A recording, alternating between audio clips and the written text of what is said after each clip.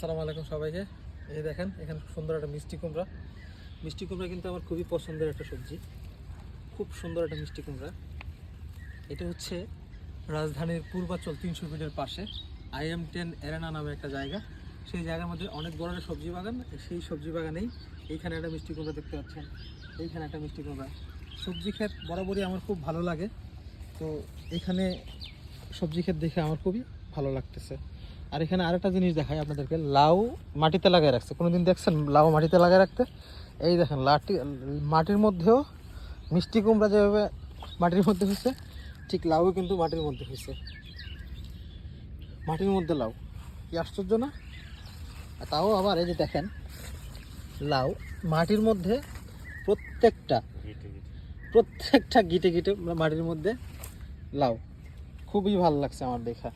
এখানেও যে মিষ্টি কুমড়া আছে, আমার কাছে খুবই ভালো লাগছে। কিন্তু আমি প্রথম দেখলাম জীবনে মাটিতে লাউ চাষ করতে, এবং লাউ আসছে কিন্তু।